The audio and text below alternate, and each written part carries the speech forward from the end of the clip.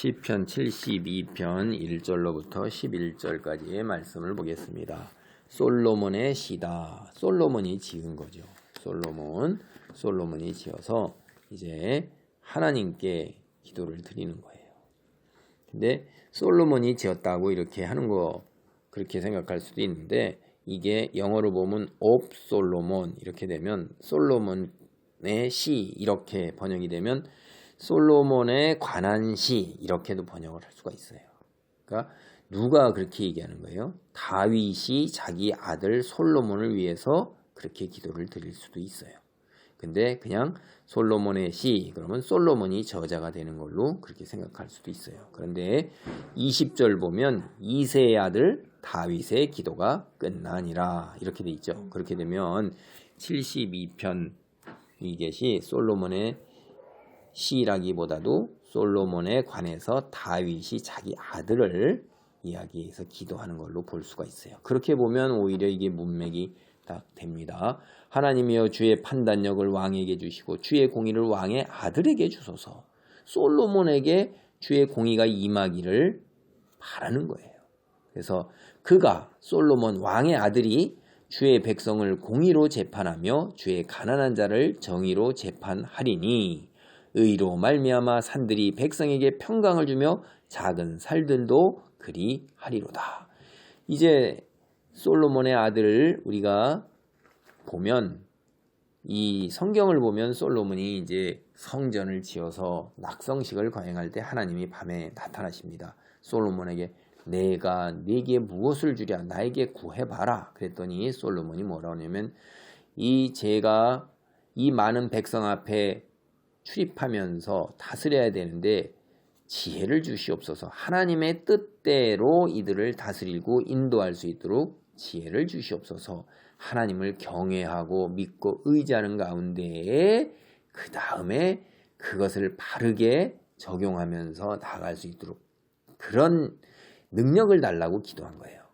지혜라는 게 그런 것입니다. 지혜는 하나님을 경외하는 것이 지혜의 근본이니 라고 솔로몬이 고백을 했어요. 그러니까 솔로몬의 얘기는 그런 거예요. 하나님을 믿는 믿음, 그 믿음의 토대 위에서 백성을 이끌고 분별하고 지도자로 설 수 있도록 해달라는 건데, 하나님이 뭐라고 그러냐면 너 참 기특하다. 내가 오래 사는 것도 구한 것도 아니고 재물을 구한 것도 아니고 권력을 구한 것도 아니고 내가 미워하는 자들이 거꾸러지는 것을 구한 것도 아니니 내가 이 모든 것을 다 내게 준다. 지혜도 줄 뿐만 아니라 하나님을 믿고 의지하고 나아가며 백성들을 이끌고 갈 수 있는 능력뿐만 아니라 세상의 부귀영화와 권력을 다 주고 라고 얘기하셨어요. 그것이 떠오르는 거예요. 다윗도 바로 그것을 솔로몬의 하나님께 그러한 것을 주시기를 간구하는 것을 우리는 떠올릴 수가 있잖아요. 그래서 이 왕이 하나님을 믿고 하나님을 믿는 공의로 재판을 할 때에 모든 백성이 평강을 누릴 수가 있는 거예요. 그리고 그 밑에 있는 누구예요? 작은 산이나 산 같은 것은 장엄하고 웅장한 것이요.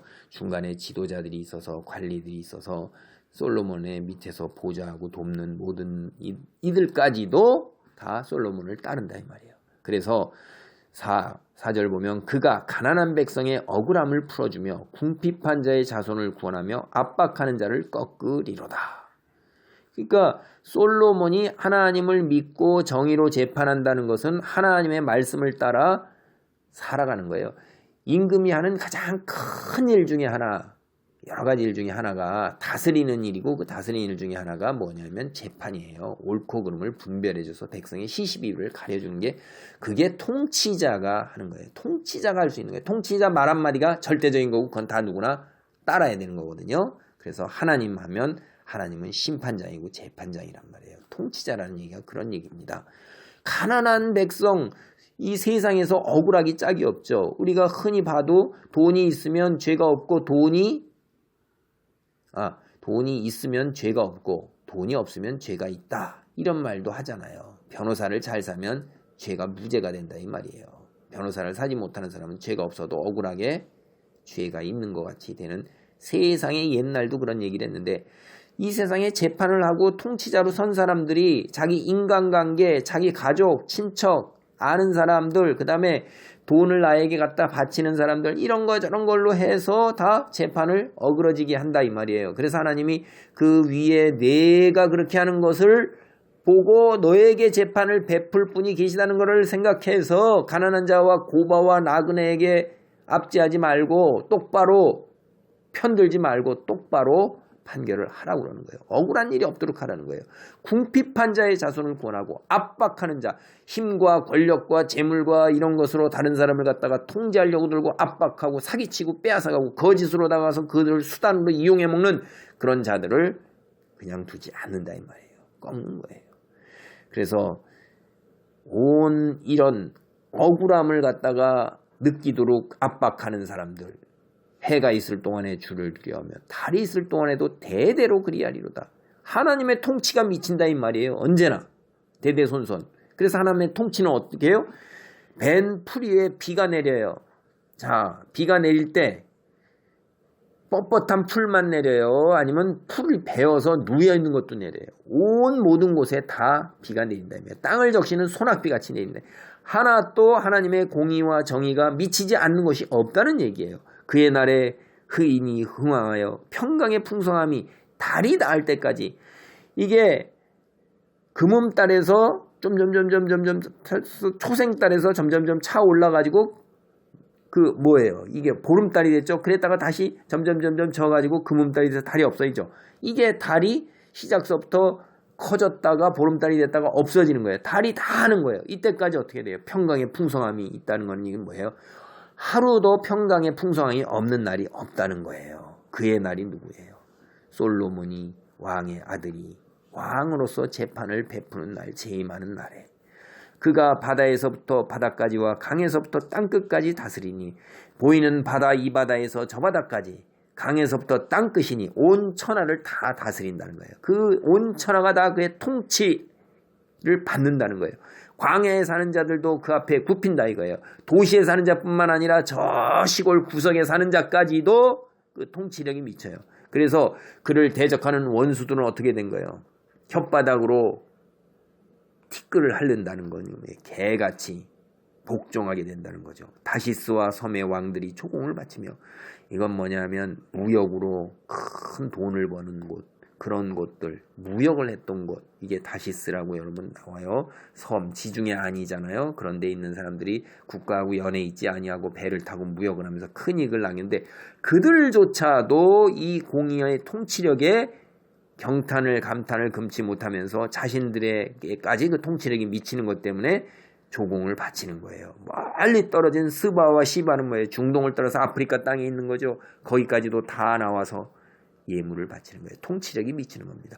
모든 왕이 그의 앞에 부복하며 모든 민족이 다 그를 섬기리로다 하는 얘기는 솔로몬의 통치력이 미치지 않는 곳이 없다는 거예요. 왕 중에 왕으로 세운 이가 누구예요? 솔로몬이에요. 여러분 이걸 볼 때 뭐가 겹쳐집니까? 메시아 겹쳐지시죠? 예수 그리스도 겹쳐지시죠? 이것은 다윗은 기도를 드렸지만 솔로몬 위에서 기도를 드렸지만 그 기도가 결국은 메시아에 대한 예언입니다. 마지막 날에 그의 날에 예수 그리스도께서 이 땅에 오시는 날 그리고 마지막에 재림하시는 날에 드디어 그것이 완성돼서 모든 열방 민족 예수 그리스도의 통치력이 미치지 않는 곳이 없는 것입니다. 온 천하 우주에다 하나님의 공의가 미쳐지면서 믿는 자들이 모두 다 억울함에서 해방이 되고 궁핍함에서 해방이 되고 불안과 두려움과 갈등에서 압제에서 해방이 되어 평강을 누리게 되는 그런 날이 있고 그것은 온 천하 우주 모든 이들에게 다 그러한 은혜가 충만하게 미친다는 것입니다. 하나님의 놀라운 능력으로 우리에게 주시는 이 놀라운 예언을 하나님 말씀 속에서 보면서 풍성한 소망 가운데 오늘 살아가시기 바랍니다. 아멘.